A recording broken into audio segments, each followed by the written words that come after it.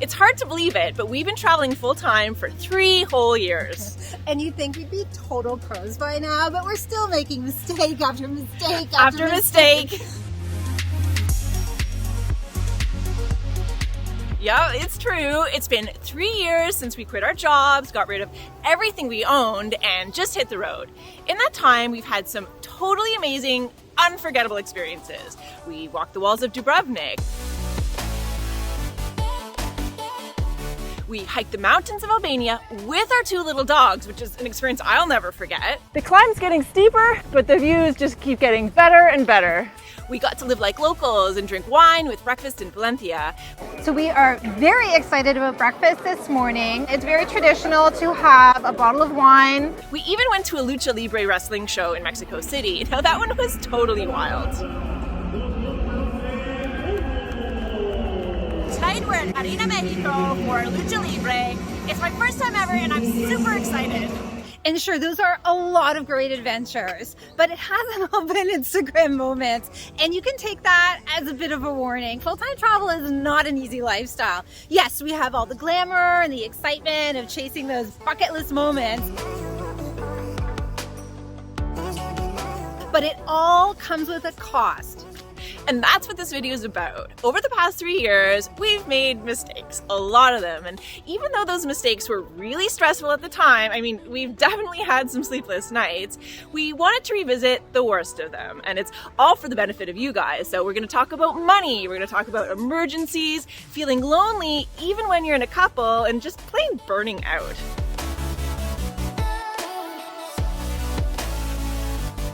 But before we get into all the juicy details, we wanted to give a big hello to all you fellow nomads and fellow travelers out there. So if you're new to our channel, never seen us before, I'm Gillian, this is Stephanie. We're traveling the world full time and sharing it all as we go. So back when we were working full-time, we knew we wanted to see the world. That part was very clear to us. But we knew it was also going to be very challenging, and we had a million questions that we didn't have answers to. For example, where were we going to start our journey? How long were we going to be traveling full-time? Was it going to be months? Was it going to be years? What if we started traveling and we really, really hated it? And of course, there's the really, really big question, which is, did we even have enough money to make this thing happen? But we did it. So we quit our jobs, we got rid of everything we owned, and that was basically it. We were off for our big life of adventure. And we really had to make it work because there was no way we were going back to our old lives. No way at all. So as most of you guys know, we'd been working in Singapore for the past 6 years, and we were 100% absolutely done with that high stress corporate lifestyle. Yeah, so we were off to our first destination, which was Poland, and the reason we chose Poland was because it was the very cheapest one-way flight we could get from Singapore over to Europe. It's not a lot of legroom. And already that should be kind of signaling to you guys that we kept ourselves on a very tight budget during that first year of travel. I mean, we were worried that travel would be a lot more expensive than we anticipated, and in some ways it was. Yeah, our Airbnb budget in particular, that was just way too lean. So it actually meant that we ended up in some pretty crappy Airbnbs. And I'm thinking mainly of that place in Lviv that we started out in. The one in Istanbul. Yep. And then there was the one in Florence that looked nice, but it was actually had a lot of problems. Yeah, so we were trying to stick with a very small budget, and it was just too small for the level of comfort that we were ultimately interested in having. Yeah, and of course we've shared with you guys about how we kept increasing our accommodations budget and increasing it until it was finally at the right level. But being too frugal, it didn't just affect our accommodations, it also affected our entertainment as well. Yeah, that's true. So in the beginning, we didn't want to spend much on entertainment because it was just so exciting to be walking around and taking in the sights in all these new cities. And that was great, but kind of up until a point, right? Eventually you want to go inside some of those sites, and of course that's always going to cost you some money. Basically, we found that we had to loosen the purse strings just enough so that we could fully enjoy each destination. Of course, it is possible to take an ultra frugal approach to travel and still find it very enjoyable. Yeah, but we personally found that we preferred to spend a little more to get a lot more out of each city. Yeah, of course, we didn't want to go to an incredible place like Istanbul and not go into the Dolmabahce Palace. or go to a place like Florence and not go to the Uffizi Gallery. So speaking of Florence, by the time we got there, we were 5 months into our travels, and we had started to realize that we were spending an awful lot of time just talking to each other and to nobody else. Okay, I do really enjoy talking to Gillian, absolutely, but I also really need to talk to other human beings as well. Likewise. So it dawned on us that we didn't really know very many fellow travelers. We just didn't have a real community. We left our expat life behind in Singapore, and of course we had friends and family that we were still in touch with back in our hometown, but I mean, that only takes you so far on an everyday basis. Yeah. I mean, Zoom calls are great, but eventually it's nice to meet face to face in real life. so we realized that full-time travel, it can actually be kind of a lonely lifestyle. Yeah, even when you're in a couple. Yeah, definitely, even when you're in a couple. So we really recommend that you try to build your own community. In fact, this is so important to this lifestyle that we would suggest you build that community way before you ever pack your suitcase.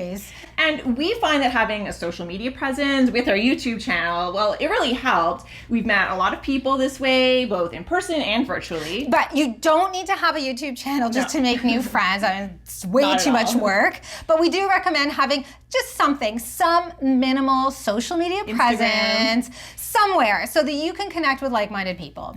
All right, so around the time that we were leaving Florence, our travels suddenly ground to a halt. Why? It's COVID, of course. Yes. Okay, so it's the first wave, and like everyone else, we spent the next bunch of months wondering when the world was finally going to open up again. And then when it finally did, we ran into the next issue, which is the one we've been dealing with ever since. Okay, so when Europe opened up, we jumped on a plane to Greece, but we actually didn't have any plans at all beyond spending a month in Athens. Yeah, so from the moment we arrived in Athens, we were on the clock, trying to figure out where we'd go next. And ever since then, we found that travel planning has become just this huge part of our lives. Instead of taking the time to enjoy where we are now, we're knee-deep in Airbnb and TripAdvisor and blogs and forums trying to figure out our next leg of travel. So here's a perfect example. We just spent the last 4 months in Mexico, and during that time, I mean, I can't even tell you the countless hours that we spent planning our next 7 months in South America. For sure. So when we should have been focusing on Oaxaca or Mexico City, we found ourselves working out the next set of countries. So I've never seen this talked about on any travel blog or travel vlog, but seriously, the planning part of this lifestyle is just a huge time suck. It sure is. It should actually be a really fun part of the journey, but there's times when you're working on it for like 15 or 20 hours a week. But we know we need to do better with this, right? Yeah. We need to keep the fun in planning and also just do a better job of enjoying where we are right now. Yes, and that actually brings us to our biggest crisis ever, which happened just last month. So to give you guys just a little bit of context, we have been, I would say, a little cavalier about how we might handle an emergency situation in a foreign country. That's so true. We just never took the time to think through what happens in an emergency. I mean, what if you get hurt? What if I get hurt? Yeah. We're in a foreign country. What are we going to do? Now, of course, we do have our global health insurance, so technically we're financially covered to handle an emergency, but we've never actually had to deal with one in real time, on the ground, until our month in Oaxaca.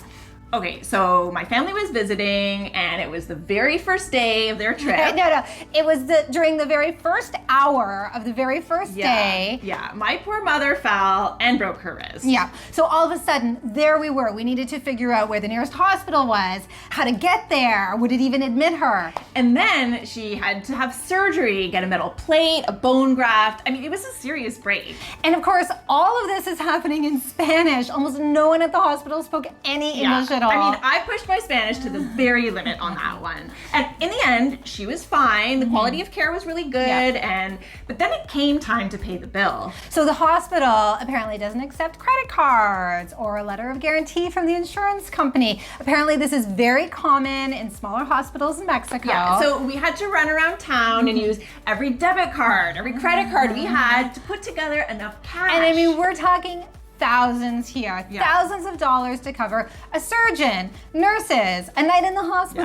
Yeah. Everything was fine in the end, but wow, we were really unprepared to deal with a crisis in a foreign country. So that's been food for thought. Okay, despite it all, despite the recent crisis, and despite all the ups and downs, we did it. I mean, we've lived in a dozen countries over the past 3 years. That's almost I think 40 Airbnbs when you Wow. count them all up, despite multiple waves of the pandemic, despite multiple lockdowns. So we know that full-time travel is a workable lifestyle. We just don't know how long we want to keep doing it. We're still enjoying it now, more or less, but we are finding that travel burnout, it's a real thing. That's for sure. I mean, we do love exploring new places, but some days we're kind of tired of it. We just want to go to sleep in our own bed, in our own home, instead of some random Airbnb. You know, we don't have our own bed and we don't have our own home. But it's even more than that, actually. We do miss having our friends and family around and being able to see them anytime we want. We miss being surrounded by a familiar environment. And we're finding that coming back to our hometown about twice a year, that has been really helping. Yeah. So we're not done with travel yet. So after 3 years of travel, we've decided to dial it up a notch. Yes, we sure are. So we've got some big changes coming up with our next leg of our journey.